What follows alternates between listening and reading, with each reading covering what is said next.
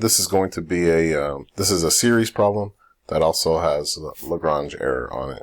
So part A, write the first four non-zero terms of the Taylor series for sine of x about x equals 0. They're asking for a Maclaurin series here. Maclaurin series is a Taylor series centered about 0. So sine of x, sine is odd, sine alternates. So starting with x to the first minus x cubed over 3 factorial plus x to the fifth over 5 factorial minus x to the 7th over 7 factorial. Looking for the first four non-zero terms. We still want to show that this is a series, so an infinite number of terms, so plus dot dot dot. And then we're going to use this series, and we're going to use substitution to write the series for sine of x squared. So replacing every x with x squared.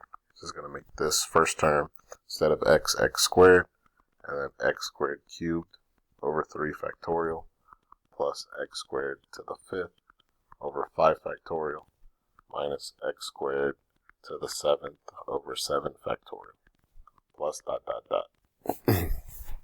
Normally I would say don't simplify, but in this question we're actually going to be using this series to create the series for f of x, which is sine of x squared plus cosine x.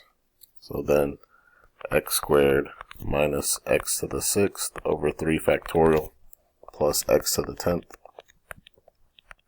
over 5 factorial minus x to the 14th over 7 factorial. Part B. Write the Taylor series for cosine x. So cosine x. Cosine is even. Cosine alternates, starting with what we could call x to the 0 over 0 factorial, which is just 1, minus x squared over 2 factorial, plus x to the 4th over 4 factorial, minus x to the 6th over 6 factorial. There's our first four non-zero terms. Again, we want to show that this is a series, so plus dot dot dot. We're going to use this series and the series for sine of x squared to write the series for f of x, which is sine of x squared plus cosine x. So the way that we're going to create the series for sine of x squared plus cosine x is by adding like terms for these two series. So when I add like terms for these two series, we're adding this series and we're adding this series. And so there's a constant 1. There's a positive x squared, 1x squared, and a negative 1/2 x squared. This is going to give us a plus x squared over 2. Then there is only this term that is x to the 4th. So then plus x to the 4th over 4 factorial. And then there is this 6th degree term, negative x cubed over 3 factorial, and this 6th degree term, negative x cubed over 6 factorial. So if I factor out the minus, and I factor out the x to the 6th, that leaves me with 1 over 3 factorial plus 1 over 6 factorial. And then again, this is the series.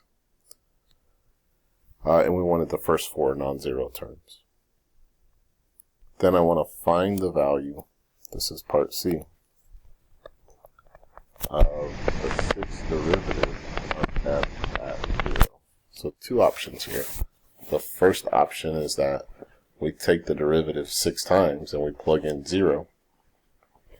The second option is that I recognize that in a Taylor series, the 6th derivative at the center over 6 factorial would be the coefficient of the x to the 6th term. In our series that we just wrote, the x to the 6th term is negative parentheses 1 over 3 factorial plus 1 over 6 factorial. So this is going to be the coefficient of the x to the 6th term. My pen seems to have stopped working.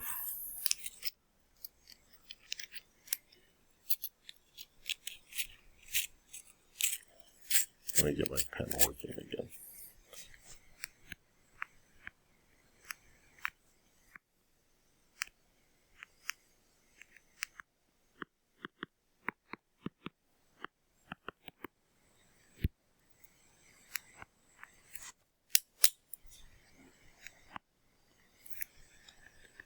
Okay, I think it's working again. Negative 1 over 3 factorial plus 1 over 6 factorial x to the 6th. So then canceling out the x to the 6th and then solving for the 6th derivative at 0 means that I'm going to multiply both sides by 6 factorial. There's a negative 1 over 3 factorial plus 1 over 6 factorial. That is the 6th derivative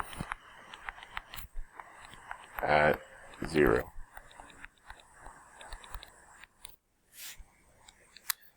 And then part D is the Lagrange error part.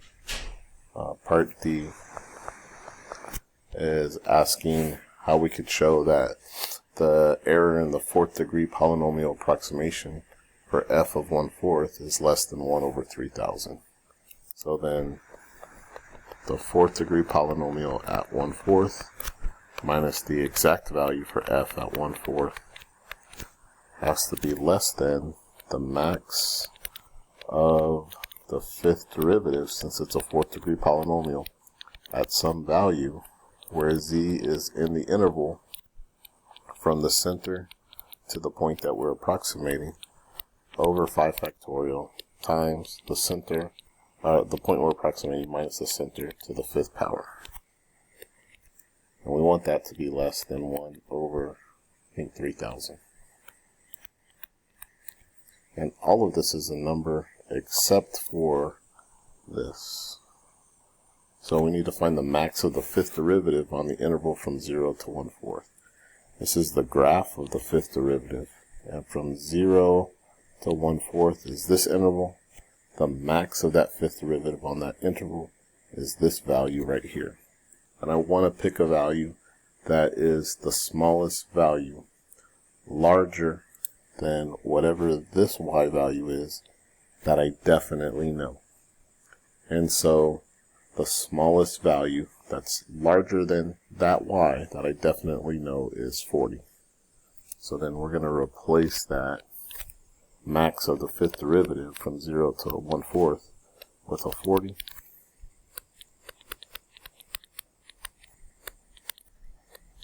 We're going to write that that's less than 1 over 3,000.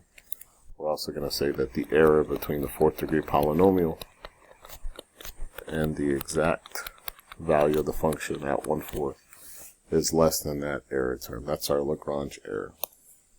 The points here, 1 point for writing the Maclaurin series for sine, 1 point for using the Maclaurin series for sine to create the Maclaurin series for sine of x squared, 1 point for writing the Maclaurin series of cosine, 1 point for using the Maclaurin series for sine of x squared and cosine x to write the Maclaurin series for f, 1 point for finding the value of the 6th derivative at 0, 1 point for finding the value that we're using for the max of the 5th derivative on the interval from 0 to 1/4, and 1 point for writing this statement that shows that the error has to be less than this value that is the max of the 5th derivative. And really, I guess this point that was for finding the max for the 5th derivative is writing this term.